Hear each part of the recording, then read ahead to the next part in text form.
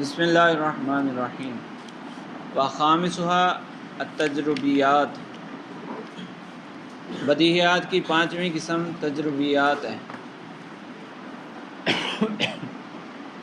وہی قضایا یحکم العقل بہا بواسطہ تکرار المشاہدات وعدم التخلف حکما کلیا۔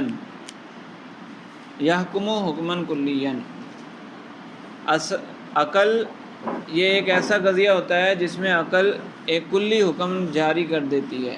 یحکم العقل حکما کلیا، عقل ایک کلی حکم جاری کر دیتی ہے، فیصلہ سنا دیتی ہے۔ کس طرح؟ بواسطہ تکرار المشاہداتی، بار بار دیکھنے کے ذریعے، ایک کام بار بار دیکھ کر، عدم التخلف، اور بار بار دیکھنے کے ساتھ ساتھ یہ بھی دیکھا کہ یہ جو نتیجہ نکل رہا ہے ہر دفعہ ایسے ہی نکل رہا ہے۔ مثال سے اور واضح ہو جائے گا، جیسے انہوں نے مثال دی ہے کہ سکمونیا دوائی، یہ دوائی کا نام ہے ایک، سکمونیا صفرا نامی بیماری میں آرام دیتی ہے۔ صفرا یہ بیماری کا نام ہے اور سکمونیا دوائی کا نام ہے۔ تو فیصلہ عقل نے لگا دیا۔ کیسے لگایا؟ اس طرح فیصلہ لگایا، حکم لگایا کہ جو صفرا کا ایک بیمار تھا اس کو سکمونیا دوائی پلائی گئی، نتیجہ نکلا کہ وہ تندرست ہو گیا۔ دوسرا بیمار، اس کو پلائی گئی، نتیجہ نکلا کہ وہ بھی تندرست ہو گیا۔ تیسرا بیمار، اس کو پلائی گئی تو پھر وہ بھی تندرست ہو گیا۔ اس طرح بار بار کیا تو ہر مریض تندرست ہوتا گیا۔ تو پھر ایک کلی حکم جاری کر دیا کہ سکمونیا صفرا نامی بیماری کا علاج ہے۔ آج کل بھی یہی ہوتا ہے کہ کوئی میڈیسن آتی ہے تو پہلے تجربے کیے جاتے ہیں، پہلے دیگر جانوروں پر تجربے کیے جاتے ہیں، پھر انسانوں پر تجربے کیے جاتے ہیں، پھر مارکیٹ میں اس کو جاری کر دیا جاتا ہے کہ فلاں دوائی اس بیماری کے لیے ہے۔ جیسے وہ کرونا آیا تو اس وقت کسی کے ذہن میں یہ سوال پیدا ہو رہا تھا کہ جب سائنس اتنی ترقی کر چکی ہے تو دوائی اس کی کیوں نہیں آ رہی؟ اس بیماری کی دوائی کیوں نہیں آ رہی؟ اتنا لمبا عرصہ گزرتا جا رہا ہے، دوائی کیوں نہیں آ رہی؟ تو وہ دوائی اچانک سامنے نہیں آ جاتی، اس کے لیے لمبا پروسیس ہوتا ہے، تجربے کیے جاتے ہیں، پھر تجربوں کے بعد مارکیٹ میں اس کو جاری کیا جاتا ہے۔ حکم کلی لگانا ہے نا، مارکیٹ میں پیش کرنے کا مطلب یہ ہے کہ حکم کلی لگا دیا، یہ فیصلہ سنا دیا کہ یہ دوائی اس بیماری کے لیے مفید ہے۔ تو اگر تجربے کیے بغیر مارکیٹ میں پیش کر دی جائے گی، اس کا کوئی نقصان ہو جائے، اس دوائی کے ذریعے کوئی نقصان ہو جائے، کسی کی موت واقع ہو جائے، کسی کی بیماری بڑھ جائے، تو پھر وہ دوائی بنانے والی کمپنی کی ویلیو برقرار رہے گی؟ اس کی ویلیو تو گر جائے گی نا۔ تو اس لیے پہلے تجربے کیے جاتے ہیں، تو تجربات کرنے کے بعد پھر یقینی فیصلہ سنا دیا جاتا ہے۔ تو اس کو کہتے ہیں تجربیات، کہ جو بات تجربے سے ثابت ہو وہ بھی بدیہی کہلاتی ہے۔ ٹھیک ہے؟ عدم التخلف سے مطلب یہی ہے کہ سکمونیا پلائی گئی اور جس کو صفرا بیماری تھی وہ بیماری ختم نہ ہوئی۔ کبھی ایسا نہیں ہوا، تجربے کیے نا، تو اس میں سے کبھی ایسا نہیں ہوا کہ سکمونیا دوائی پلائی گئی اور صفرا والی بیماری پھر بھی باقی رہے، ایسا نہیں ہوا۔ یہ جو مسہل للصفرا یعنی علاج، اس سے تندرستی حاصل ہونا، یہ تندرستی حاصل ہونا پیچھے نہ رہا، کبھی بھی پیچھے نہ رہا تو پھر ایک فیصلہ جاری کر دیا گیا۔ ٹھیک ہے، تو تجربے کے بعد، بار بار کے تجربے کے بعد جو چیز معلوم ہو وہ یقینی ہوتی ہے، وہ چیز یقینی ہوتی ہے، بدیہی ہوتی ہے، تو وہ بھی پھر بدیہیات کی اقسام میں شامل ہو گئی۔ ویسے تو شفا دینے والا اللہ ہے، لیکن اللہ تعالیٰ نے ہی اسباب بھی پیدا کیے ہیں نا، اللہ تعالیٰ نے ہی اسباب پیدا کیے ہیں، تو اس لیے یہ یقینی حکم ہوتا ہے کہ فلاں دوائی کے ذریعے فلاں بیماری کا علاج ہو جائے گا۔ وسادسها المتواترات، بدیہیات کی چھٹی قسم، آخری قسم متواترات ہے۔ وہی قضایا یحکم بہا بواسطۃ اخباری جماعت یستحیل العقل تواطؤہم علی الکذب، یہ وہ قضیے ہوتے ہیں جس میں عقل حکم سناتی ہے، فیصلہ کر دیتی ہے، یقین کا فیصلہ کر دیتی ہے، کس طرح ایک ایسی جماعت کے خبر دینے سے کہ یستحیل العقل، کہ عقل کے نزدیک محال ہے، تواطؤہم علی الکذب، ان سب کا جھوٹ پر جمع ہونا۔ عقل کہتی ہے کہ یہ سارے لوگ مل کر جھوٹ نہیں بول سکتے۔ کچھ لوگوں نے خبر دی تو عقل کہتی ہے کہ ایک بندہ بولتا تو جھوٹا ہو سکتا تھا، دو بولتے تھے دونوں جھوٹ بول سکتے ہیں، یعنی مل کر انہوں نے پلان بنایا اور مل کر جھوٹ بول دیا، تو دو بندے مل کر بول سکتے ہیں، لیکن اتنے سارے لوگ بول رہے ہیں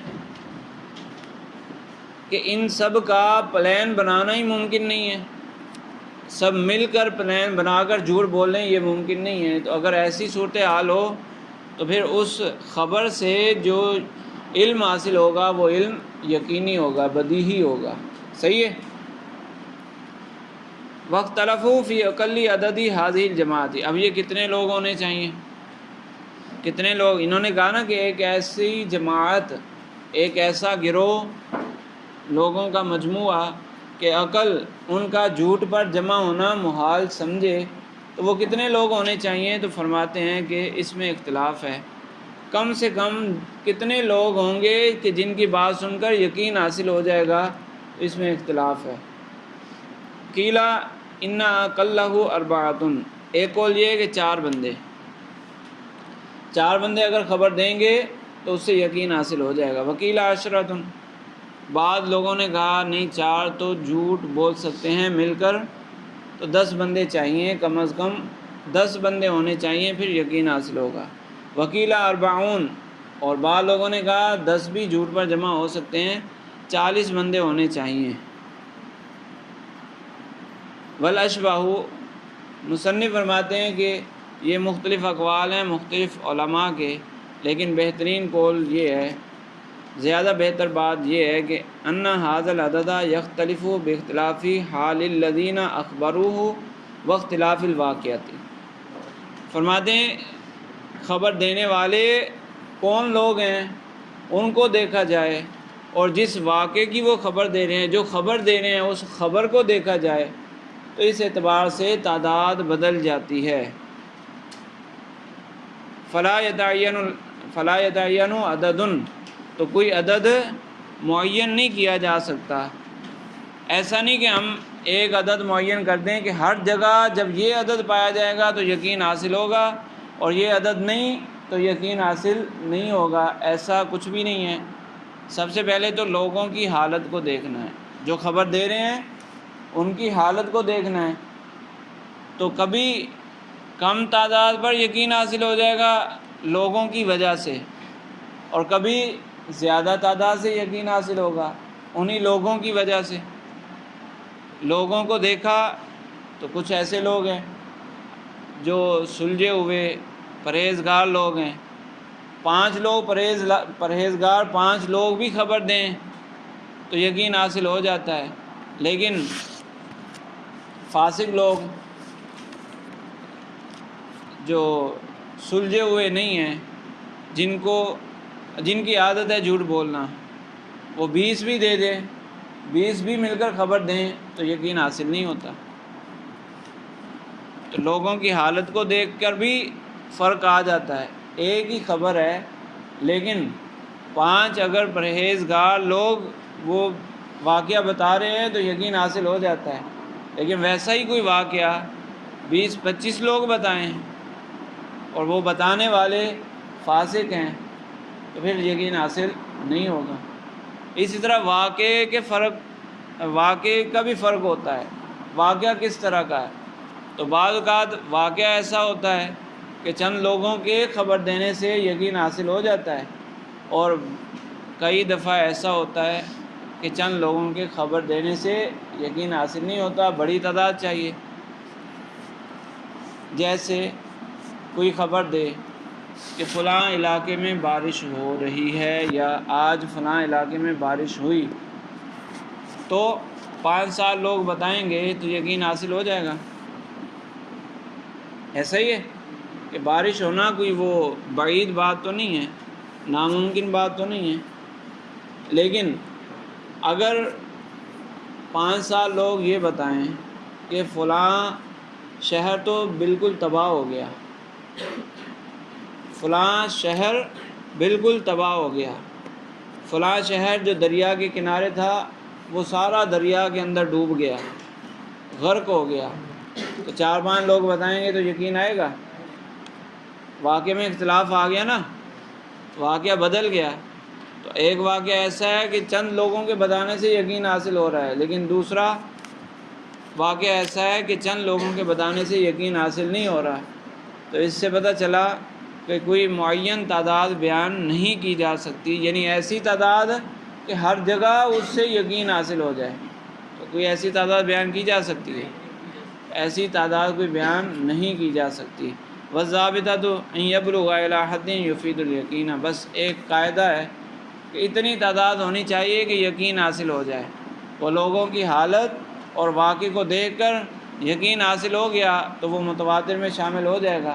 اور اگر یقین حاصل نہیں ہو رہا، ایسا واقعہ ہے اور خبر دینے والے ایسے لوگ ہیں کہ جن سے یقین حاصل نہیں ہوتا، تو پھر کیا ہوگا؟ پھر یہ متواتر میں شامل نہیں ہوگا، وہ بدیہی نہیں بنے گا. جیسے آپ کو ایک طالب علم آگے بتائے کہ اس ہفتے چھٹی ہے، تو یقین حاصل ہو جائے گا؟ ہو جائے گا یقین. 1-2 بتائیں کہ اس ہفتے کو چھٹی ہے، یعنی جو ٹائم پہ چھٹی ہوتی ہے وہ والی، صبح سے نہیں، جو ٹائم پہ چھٹی ہوتی ہے وہ اس ہفتے یہ چھٹی والا ہفتہ ہے، گھر جانے والا ہفتہ ہے. اگر یہ کوئی بتائے گا تو یقین حاصل ہو جائے گا. لیکن ایک بھی بتائے گا تو آپ تصدیق کر دیں گے ہاں ایسا ہی ہے، پچھلا چھٹی والا نہیں تھا تو یہ چھٹی والا ہفتہ ایسا ہی ہے. لیکن 5 لڑکے آ کر آپ کو یہ بتائیں کہ اس ہفتے چھٹی نہیں ہو رہی، تو یقین حاصل ہوگا؟ نہیں حاصل ہوگا. تو واقعے کے بدلنے سے تعداد زیادہ ہونے کے باوجود یقین حاصل نہیں ہو رہا. ٹھیک ہے، تو اس لیے کوئی معین تعداد بیان نہیں کی جا سکتی. سمجھ آ گئی؟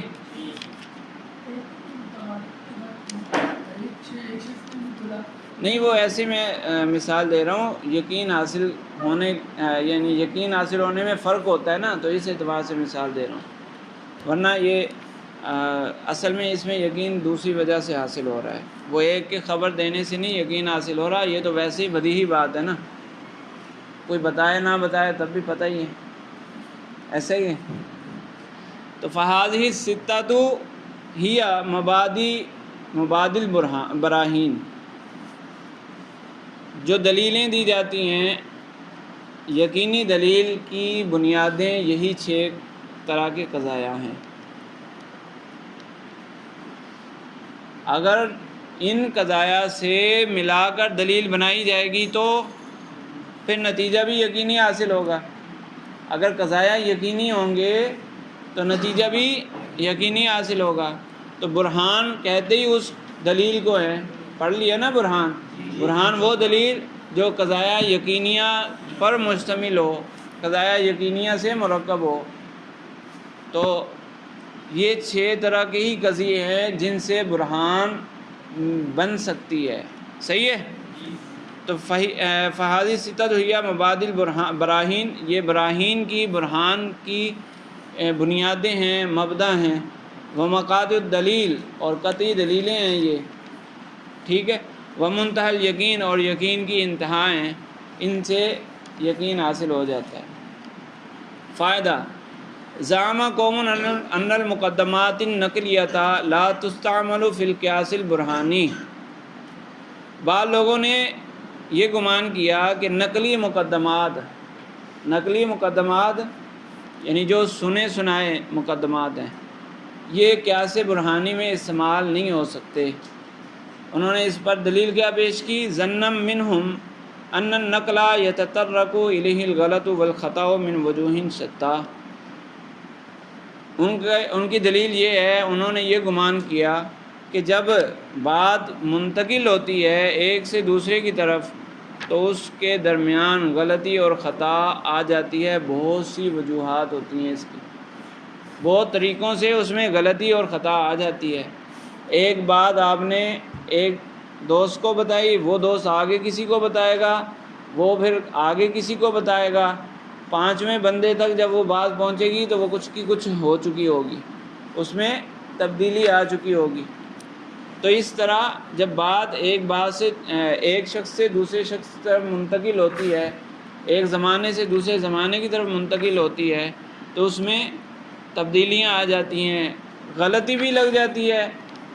کہنے والے نے کچھ کہا، سننے والا اس سے کچھ سمجھا اور اس نے آگے اس کو بیان کر دیا، اپنے طور پر بیان کر دیا، اپنے انداز میں بیان کر دیا۔ یہ تو سمجھ رہا ہے کہ میں نے صحیح بیان کیا، حالانکہ اس نے صحیح تو نہیں بیان کیا، اس نے تو آپ غلط سمجھا تھا تو آگے غلط بیان کر دیا۔ تو نقل میں غلطی بھی ہو سکتی ہے اور خطا بھی ہو سکتی ہے، کئی وجوہات سے اس میں خرابیاں ہو سکتی ہیں۔ فکیف یکون مبادی القیاس البرہانی الذی یفید القطع، قیاس برہانی جو یقین کا فائدہ دیتا ہے، اس کے لیے بنیاد ایسے قضیے کیسے بن سکتے ہیں؟ اس طرح کے قضیے جن میں غلطی کا احتمال ہو، وہ اس قیاس کی بنیاد کیسے بن سکتے ہیں جس سے نتیجہ یقینی حاصل ہونا ہے؟ کہ جب ابتدا ہی غلط ہے تو نتیجہ یقینی کیسے حاصل ہوگا؟ تو یہ بعض لوگوں نے انہوں نے کہا کہ قیاس برہانی میں نقلی مقدمات ذکر نہیں کیے جا سکتے، اور مصنف فرماتے ہیں وَإِنَّ هَذَا الظَّنَّ اسْمٌ، یہ گمان ان کا درست نہیں ہے۔ کیوں؟ لِأَنَّ النَّقْلَ كَثِيرًا مَا يُفِيدُ الْقَطْعَ إِذَا رُؤِيَ فِيهِ شرائط، نقل سے بھی یقین کا فائدہ حاصل ہوتا ہے جب نقل میں شرائط کا لحاظ کیا جائے۔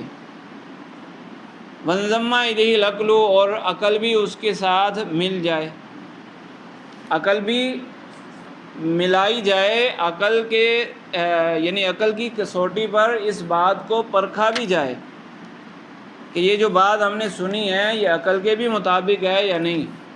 اگر 100 لوگ یہ خبر دیں کہ آسمان نیچے ہے تو عقل کو ساتھ ملائیں گے تو عقل کہہ رہی ہے نا یہ جھوٹ ہے، ایسا ہی ہے نا۔ تو ضروری یقینی علم کب آتا ہے؟ جب شرائط کا بھی لحاظ رکھا جائے کہ نقل کرتے ہوئے جس طرح سنا ویسے ہی آگے منتقل کیا جائے، الفاظ میں تبدیلی نہ کی جائے، اور ساتھ میں جو سن رہا ہے، جن تک یہ خبر پہنچ رہی ہے، وہ اپنی عقل کو بھی شامل کریں، عقل کے ذریعے بھی اس کو پرکھیں تو پتہ چل جائے گا، یقین حاصل ہو جائے گا۔ نعم لو قیل ان النقل الصرف بلا اعتبار انضمام العقل معه لا يعتبر ولا يفید، ہاں اگر یوں کہا جائے، اگر یہ لوگ یوں کہتے کہ خالص نقل، صرف اور صرف نقل کا اعتبار کیا جائے، اس میں ساتھ میں عقل کو نہ ملایا جائے، شرائط کا لحاظ نہ کیا جائے، تو پھر تو کہا جا سکتا ہے کہ نقل سے یقین حاصل نہیں ہوتا، یعنی نقلی باتیں، سنی سنائی باتوں سے یقین حاصل نہیں ہوتا، تب تو یہ کہا جا سکتا ہے اگر شرائط کا لحاظ نہ رکھا جائے۔ لیکن اگر شرائط کا لحاظ رکھا جائے، عقل کو بھی ساتھ ملایا جائے، تو پھر کیوں یقین حاصل نہیں ہوتا؟ اور ہم نے جو نقلی مقدمات کو قیاس برہانی میں شامل کیا ہے، وہ کس طرح شامل کیا؟ پہلے اس پر یقین ہونا ضروری ہے، نقلی مقدمے پر یقین حاصل ہوگا تو پھر وہ قیاس برہانی کے اندر شامل ہوگا۔ اگر اس سے یقین ہی حاصل نہ ہو تو قیاس برہانی کا مقدمہ نہیں بنے گا وہ۔ لکان لہو وجہن، اگر یوں کہا جاتا تو پھر بات کچھ سمجھ میں آتی ہے۔ اگر یہ کہا جائے کہ صرف اور صرف نقل کو دیکھا جائے، اس میں شرائط کا لحاظ بھی نہ کیا جائے اور عقل کا لحاظ بھی نہ کیا جائے، تو اس سے یقین ہمیشہ یقین حاصل نہیں ہوتا، تو بات پھر بھی سمجھ آتی ہے۔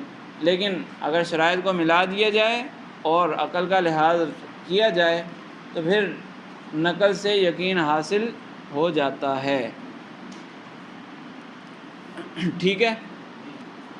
فصل البرہان و قسمانی، اب برہان کی ایک اور تقسیم۔ یہ تو 6 قسمیں بنائیں اس اعتبار سے کہ قیاس برہانی کے مقدمات 6 میں سے کوئی ایک ہی ہو سکتے ہیں۔ اگر یوں کہیں کہ 6 قسمیں بنائی ہیں تو بھی صحیح ہے، اگر ویسے ہی کہیں کہ قیاس برہانی کے اندر استعمال ہونے والے مقدمات 6 طرح کے ہو سکتے ہیں تو وہ۔ اب یہ جو قیاس برہانی تھی اس کی تقسیم ہے کہ قیاس کی 2 قسمیں ہیں، قیاس برہانی کی 2 قسمیں ہیں، لمی اور انی۔ لمی، لم سے نکلا ہے لما، جب پوچھا سوال کیا، ما استفہامیہ ہے اور لام علت کے لیے، لام علت کے لیے استعمال ہوتا ہے نا، لأنہ، یوں کر کے جملہ شروع کیا جاتا ہے، لأنہ الکلمۃ اما اسم او فعل او حرف، لأنہ ان استقل علی معنی، اس طرح کر کے وہ وجہ اثر بھی ذکر کی جاتی ہے نا، تو لام سے علت بیان کی جاتی ہے، اور ما استفہامیہ ہوتا ہے، ما استفہامیہ، اگر ما استفہامیہ کو ساتھ ملا دیا جائے اور کہا جائے لما، کیوں ایسا ہوا، تو اسی سے پھر یا نسبت آگے لگا دی گئی تو بن گیا لمی، لمی، کیوں؟ علت بیان کرنے کے لیے جو قیاس ذکر کیا جاتا ہے وہ قیاس برہانی لمی کہلاتا ہے۔ تو برہان کی 2 قسمیں ہیں، لمی اور انی۔ اما اللمی فهو الذی یکون الاوسط فیہ علتا لثبوت الاکبر للاصغر فی الواقع کما انہ واسطۃ فی الحکم۔ یہ تو ہم نے پڑھا تھا کہ شکل اول میں جو حد اوسط ہوتی ہے، ویسے تو 4 شکلوں میں ہوتی ہے لیکن چونکہ مفید یقین شکل اول ہے، تو شکل اول میں جو اکبر کا حکم اصغر پر لگتا ہے وہ کس کے واسطے سے لگتا ہے؟ حد اوسط کے واسطے سے۔ وہ مثال دی تھی نا، کلو انسان حیوان کلو حیوان جسم، تو جسم کا حکم انسان پر لگ رہا ہے کس واسطے سے؟ حیوان کے واسطے سے۔ تو الفاظ میں ہمیشہ حد اوسط علت بنتی ہے، واسطہ بنتی ہے، الفاظ کے اعتبار سے حد اوسط علت اور واسطہ بنتی ہے، اسی لیے تو اس کو اوسط کہتے ہیں۔ اوسط کا ایک تو مطلب درمیانہ ہے اور ایک واسطہ سے بھی ہے۔ تو جس طرح الفاظ میں حد اوسط علت ہے، اگر حقیقت میں بھی علت ہو، الفاظ سے قطع نظر الفاظ کو ہٹا کر حقیقت کو دیکھا جائے تو حقیقت میں بھی وہ حد اوسط علت ہو، تو اس کو کہتے ہیں قیاس برہانی لمی۔ فرماتے ہیں فَهُوَ الَّذِي يَكُونُ الْأَوْسَطُ فِيهِ عِلَّةً لِثْبُوتِ الْأَكْبَرِ لِلْأَصْغَرِ فِي الْوَاقِعِ كَمَا أَنَّهُ وَاسِطَةٌ فِي الْحُكْمِ۔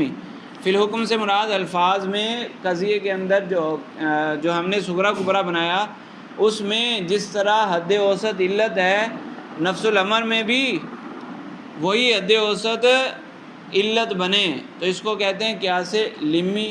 یسمى بھی، اس کو لمی کیوں کہتے ہیں؟ لِإِفَادَتِهِ الْلِمِّيَّةَ وَالْعِلِّيَّةَ، کیونکہ اس سے علت والا فائدہ حاصل ہوتا ہے، پتہ چل جاتا ہے کہ یہ جو حد اوسط ہے یہی علت ہے۔ وَأَمَّا الْإِنِّيُّ فَهُوَ الَّذِي يَكُونُ الْأَوْسَطُ فِيهِ عِلَّةً لِلْحُكْمِ فِي الذِّهْنِ فقط۔ کہہ رہے ہیں کہ انی وہ ہوگا کہ جس میں حد اوسط صرف الفاظ کے اعتبار سے، ذہن کے اعتبار سے تو علت بنے گا، نسبت ذہنیہ، نسبت کلامیہ، اس اعتبار سے تو یہ علت بنے گا، لیکن حقیقت میں وہ علت نہیں ہوگا۔ وَلَمْ يَكُنْ عِلَّةً فِي الْوَاقِعِ، حقیقت میں وہ علت نہیں ہوگا۔ الفاظ میں تو حد اوسط علت ہوتی ہے، میں نے ابھی بتایا نا کہ حد اوسط ہمیشہ علت ہوگی، تو الفاظ میں تو وہ علت ہے، لیکن الفاظ کو ہٹا کر ویسے ہی ہم نے دیکھا، خارج میں نفس الامر میں دیکھا، تو وہ علت نہیں بن رہی، کچھ اور ہے۔ بل قد یکون معلولا لہ، بلکہ کبھی کبھی ایسا بھی ہوگا کہ وہ معلول ہوگا، تو اس کو کہتے ہیں انی۔ مثال سے اور واضح ہو جائے گا، مثال المی قولک زید محموم۔ لمی کی مثال، کسی نے کہا کہ زید محموم ہے، یعنی اس کو بخار ہے، حکم لگا دیا، بخار کا حکم زید پر لگا دیا۔ کسی نے سوال کیا کیوں اس کو بخار کیوں ہے، تو جواب دیا لأنہ متعفن الاخلاط، جو انسان کے اندر مادے ہوتے ہیں ان کو اخلاط بولتے ہیں۔ مزاج 4 مزاج ہوتے ہیں انسان کے اندر، وہ مادے، وہ مزاج ایک خاص ریشو سے برقرار رہیں تو طبیعت ٹھیک رہتی ہے۔ اگر وہ مادے ان کا ریشو تبدیل ہو جائے، جس ریشو سے ہونا چاہیے اس ریشو میں نہ رہے، کمی زیادتی ہو جائے، تو پھر طبیعت خراب ہو جاتی ہے۔ تو متعفن الاخلاط یعنی اس کے وہ مزاج تبدیل ہو گئے ہیں، ان میں خرابی آ گئی ہے، یعنی ان کا ریشو درست نہیں رہا، کیونکہ زید کے مزاجوں کا ریشو درست نہیں ہے۔ وَكُلُّ مُتَعَفِّنِ الْأَخْلَاطِ مَحْمُومٌ، اور جس کے مزاجوں کا ریشو تبدیل ہو جائے تو وہ کیا ہوتا ہے، محموم، اس کو بخار آ جاتا ہے۔ فزید محموم، تو نتیجہ نکلا کہ زید بخار والا ہے۔ فکما ان فی ھذا القیاس الاوسط علۃ لثبوت الہما لزید فی ذہنک، تو جس طرح ذہن میں اور الفاظ میں متعفن الاخلاط زید کے بخار والا ہونے کی علت ہے، کذالک ہوا علۃ لوجود الہما فی الواقع، اسی طرح نفس الامر میں بھی ایسا ہی ہے کہ مزاجوں کا تبدیل ہونا بخار کی علت بنتا ہے۔ ومثال الانی، اور انی کی مثال اسی کو پلٹ دیا جائے، کہا جائے زید متعفن الاخلاط، زید کے مزاجوں میں تبدیلی آ گئی ہے۔ دلیل کیا ہے، لأنہ محموم، کیونکہ اس کو بخار ہے۔ وکل محموم متعفن الاخلاط، اور جس کو بھی بخار ہو اس کے مزاج میں تبدیلی آئی ہوتی ہے، مزاجوں میں تبدیلی آئی ہوتی ہے۔ تو الفاظ میں تو بخار والا ہونا علت ہو گیا، کس کا، مزاجوں کے تبدیل ہونے کا، تو یہ تو درست نہیں ہے۔ بعض اوقات مزاجوں کے تبدیل ہونے کے علاوہ بھی بخار آ جاتا ہے، چوٹ لگی، سخت چوٹ لگی، اس چوٹ کا نتیجہ یہ ہوا کہ بخار آ گیا۔ مزاج، اب یہ جو مزاج ہوتے ہیں انسان میں وہ تو اپنی حالت پر ہیں، لیکن چوٹ، کوئی سخت چوٹ لگ گئی اس کی وجہ سے بخار آ گیا، ایسا بھی ہو سکتا ہے۔ یا اگر اسی کو دیکھا جائے تو مزاجوں کا تبدیل ہونا پہلے ہوتا ہے، علت پہلے ہوتی ہے نا اور معلول بعد میں، تو مزاجوں کا تبدیل ہونا پہلے ہوتا ہے اور بخار کا آنا بعد میں۔ ایسا نہیں ہوتا کہ پہلے بخار آ جائے اور بخار کی وجہ سے وہ مزاج تبدیل ہو جائیں، ایسا نہیں ہوتا۔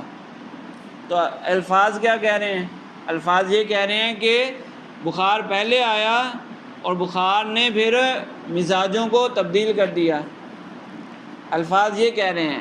الفاظ کو ہٹا کر ویسے دیکھیں تو ایسا نہیں ہوتا، بخار آنے کے بعد مزاج تبدیل نہیں ہوتے، بلکہ پہلے مزاج تبدیل ہوتے ہیں تو پھر بخار آتا ہے۔ سمجھ آئی؟